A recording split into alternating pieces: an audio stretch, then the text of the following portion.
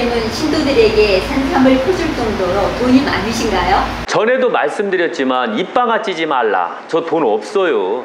저 그 코로나 때문에 제가 산삼을 막 퍼줬잖아요. 그 산삼이 얼마나 비싼지 알지요? 싼 거 쓰더라도 신도들이 많으면 많을수록 돈이 많이 나가요. 다음 주에 산삼탕 내리는 걸 이 유튜브를 촬영할 거거든요. 그때 산삼이 얼마나 들어가고 그때 이 탕기가 얼마나 쪄드는가 이걸 보게 될 거예요.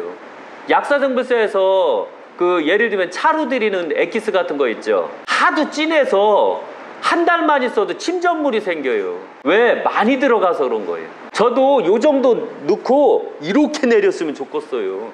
근데 그렇지 않거든요. 약사정보사는요. 왜? 그걸 알기 때문에 그런 거예요. 그래서 제가 실제적으로 돈이 없어요. 없는데도 불구하고 자린고비 형태로 한 푼, 두 푼 신도들이 시주한 거 그걸 모아서 생활을 하고 있는 거예요. 모아서 유지를 하는 거예요. 초하루 때 이렇게 퍼주는 줄 봤어요? 실제적으로 산삼떡 그게 얼마인지 아세요? 예를 들면 산삼떡 자체가 많이 비싼 거예요. 그런데도 막 퍼주잖아요.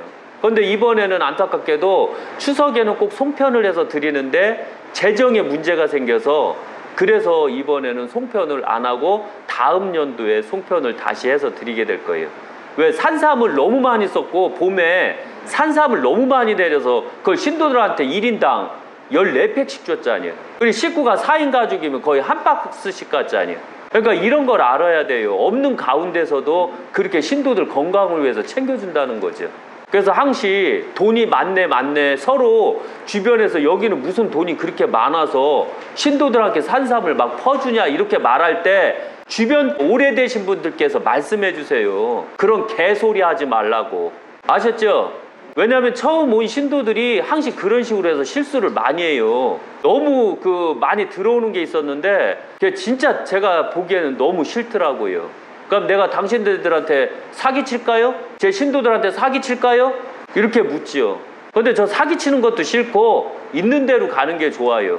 이해 가시겠죠? 그리고 댓글에 안 좋은 소리들이 올라오면 좀 댓글 좀 달아줘요. 그런 소리 하지 말라고. 여기 신도분 중에 한 분이 계속해서 그 7월 1일 있잖아요. 초하루 때 제 딸내미 날리고 저기하고 전처 문제가 생긴 거 내려주면 안 되나요? 이렇게.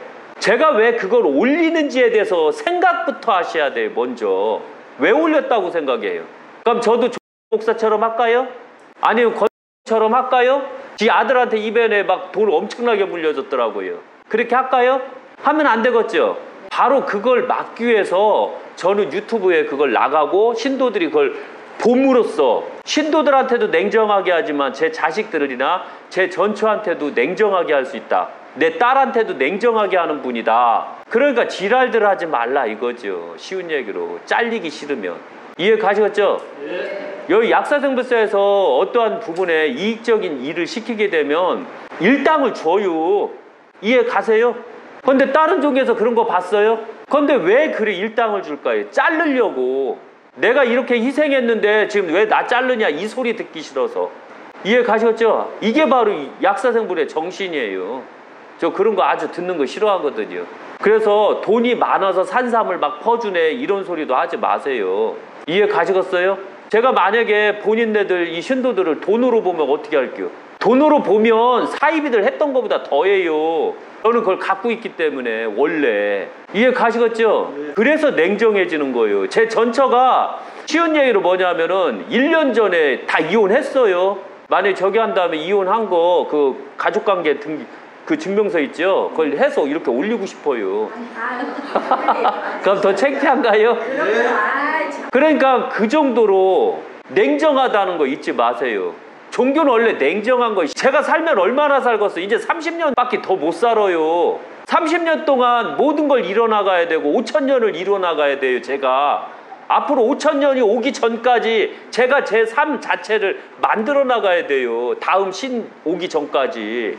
그래서 제가 바로 다음 제 후임조차도 사기를 못 치고 사이비를 못 치게. 그래서 제가 항상 그래요. 약사생물 옷을 입을 때는 끼케야 6만 원 안에서 끝내라.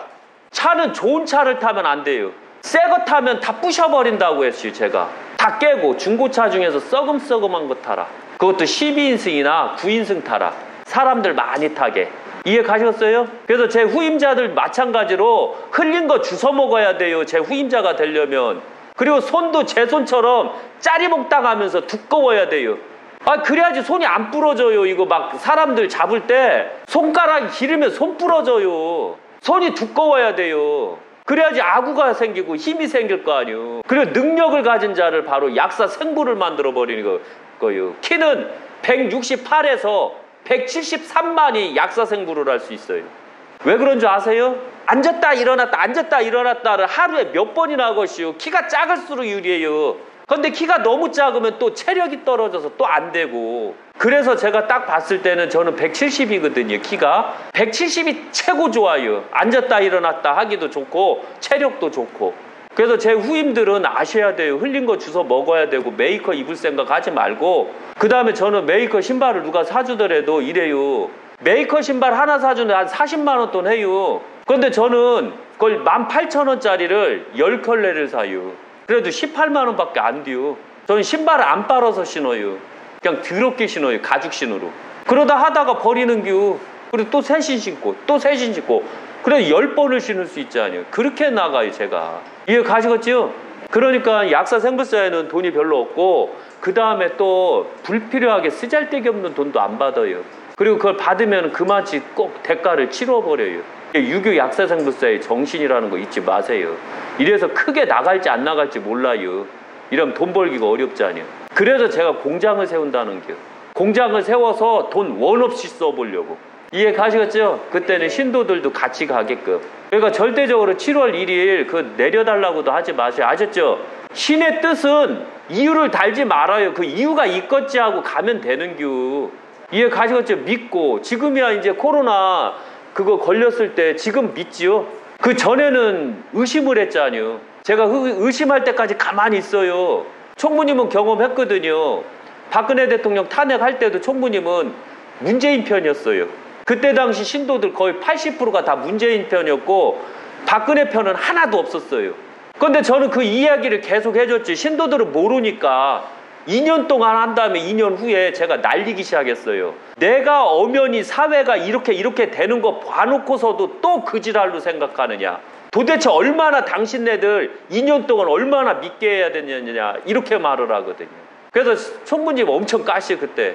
그렇다고 막 저 패는 게 아니에요. 유교 약사생부사는 제 처가 그렇게 소문을 내갖고 우리 뭐 가정폭력배로 막 소문내고 막 이렇게 해놨어요. 심지어는 사무장을 30년 동안 속였어요. 오빠 알잖아 이런 식으로. 또 심지어는 공양보살님을 거의 저기 10년을 속여놨어요. 심지어는 여기 신도들한테도 또 속였더라고요. 눈물부터 흘려. 눈물부터 불쌍하게. 그리고서 그걸 안 받아주면 그 다음부터 눈물을 안 흘려요. 도대체 얼마나 속을게요. 저한테. 마구니한테 속으면 안 돼요. 저한테 나온 마구니고 저한테 배운 마구니라 엄청나게 강해요. 그런데 마구니 상대할 때는 어떻게 상대하는 줄 아세요? 악마 상대할 때는 정법이요.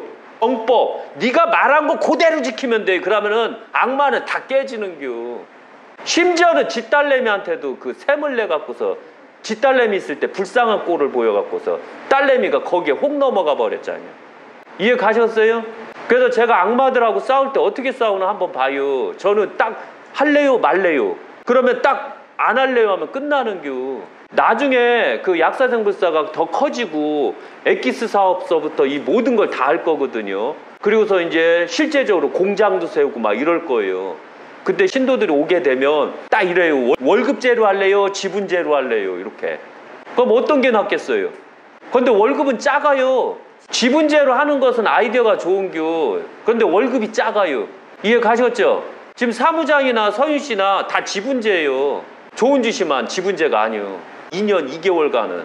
조은주 씨를 지금 얘기해도 되죠? 조은주 씨한테 제가 물었어요. 소원이 뭐냐고. 카드빚만 없으면 좋겠어요. 왜냐면은 사업을 했어요. 사업. 그래서 많이 망했거든요. 하는 것마다 망해요. 그래서 저한테 딱 와서 제가 그럼 사업하지 말지요 라고 했어요. 그때 딱 보니까 딱 망하는 데서 사업을 하더라고요. 또 그래서 제가 하지 말지요 라고 하고 시간이 지났어요. 그리고서 제가 한번 물어봤거든요. 소원이 뭐예요 하니까 동생 카드를 써갖고 그래서 2천 얼마였죠?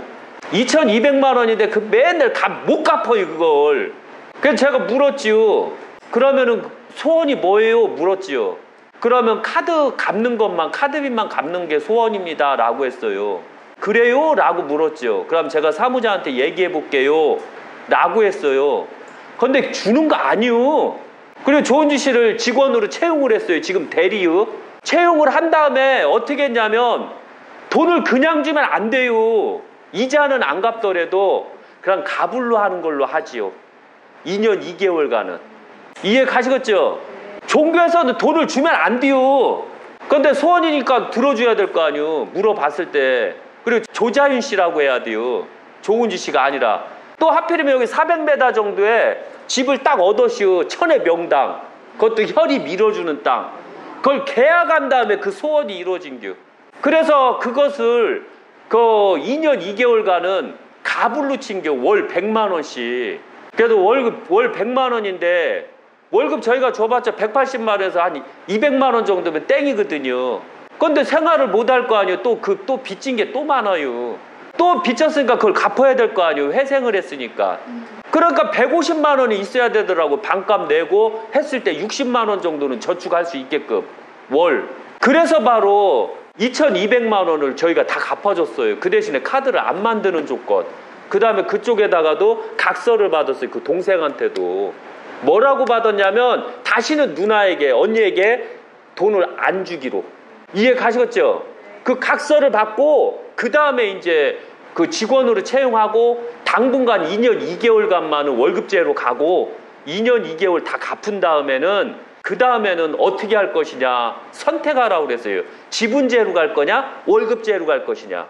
그때 선택하면 되는 거예요. 그때는 월급이 실제적으로 내려가야 돼요. 생활 때문에 150만 원, 250만 원을 책정해 준 거거든요.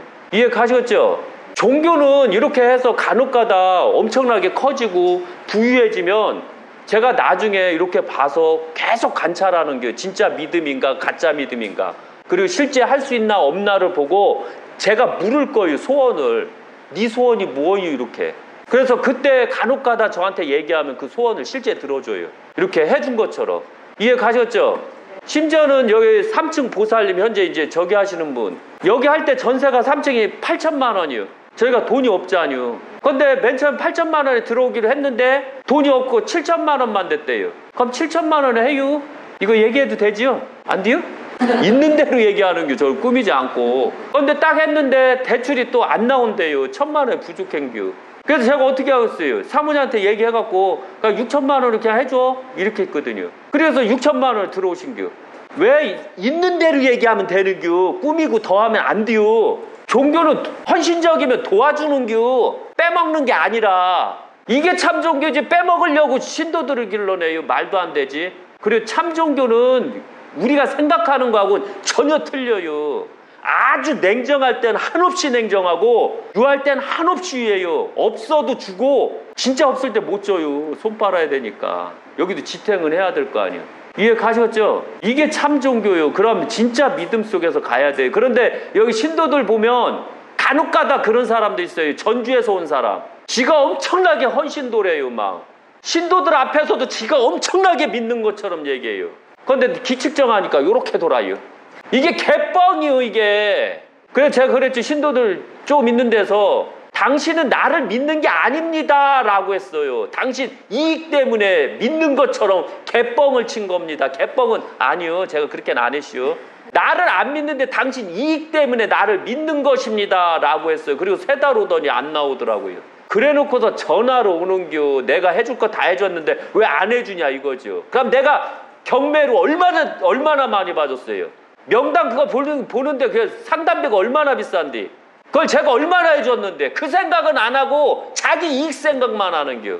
그러더니 그 여기 또 나중에는 여기 그 이익 목적으로 신도를 또 한다는겨.